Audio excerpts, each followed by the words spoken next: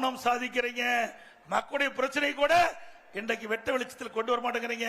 நீங்க எப்படி உங்களை நம்புவாங்க? இந்த பகுதியில் கம்யூனிஸ்ட் கட்சி அதிகம். சிந்திச்சு பாருங்க. கம்யூனிஸ்ட் கட்சி சேர்ந்த உறுப்பினர்கள் குறை சொல்வதாக எண்ணி விடாதீர்கள். இருக்கின்ற யதார்த்தமான நிலையை சொல்லுகின்றேன். கம்யூனிஸ்ட் பேர் இயக்கம் ஒரு வரலாறு படைத்த இயக்கம். அது மாசுபட்டு விடக் கூடாது என்ற ஒரு நல்ல நோக்கத்தோடு சொல்கிறேன். நாங்கள் உங்களை குறை சொல்லி நாங்கள் கட்சி வளர்ப்பது கிடையாது.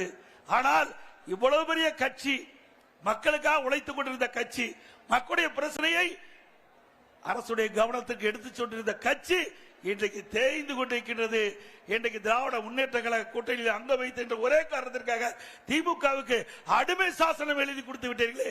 நகர்ப்புற வரி, வீட்டு வரி உயர்வு இவைகளை எதிர்த்து இதே கோவை மாநகரம் உட்பட தமிழ்நாட்டில் உள்ள அனைத்து மாநகராட்சியிலும் இந்திய கம்யூனிஸ்ட் கட்சி போராடி இருக்கிறது. மார்க்சிஸ்ட் கட்சி போராடி இருக்கிறது.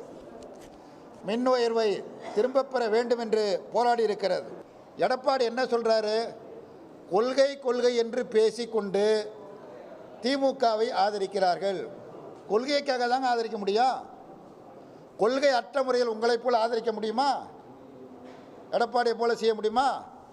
அதிமுக நண்பர்கள் சில இடங்களில் பேசுகிறாங்க, பொதுக்கூட்டங்களில், நிகழ்ச்சிகளில், விவாதங்களில் சொல்கிறாங்க, அதிமுக கொள்கை வேறு, பிஜேபி கொள்கை வேறு, ரெண்டும் எதிர்முதிரானது தான். ஆனால் நாங்கள் தேர்தலுக்கு கூட்டணி. என்ன கூட்டணி இது? இப்படி சொல்கிறதுக்கு உங்களுக்கு வெட்கமா இல்லை?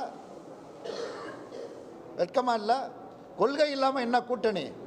இந்த கூட்டணி நீடித்து நிலை பெற்று பலமாக இருக்கிறது என்று சொன்னால் அதற்கு காரணம் கொள்கை பலம்தான். அது நீடித்து கொண்டு இருக்கிறது. அமித்ஷா அவர்கள் எடப்பாடியை டெல்லிக்கு அழைத்து மிரட்டி அச்சுறுத்தி எடப்பாடியை சேர்த்து கொண்டார். அதிமுக சேரல. இன்னை வரைக்கும் அதிமுக தொண்டர்கள் அதை விரும்பல.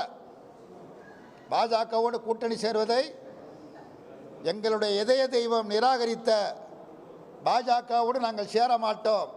அதிமுக தொண்டர்களுடைய நிலை இதுதான். மடியில் கணமில்லை, வடியில் பயம் இல்லைன்னு எல்லாரும் சொல்கிற மாதிரி எடப்பாடியும் சொல்கிறார்.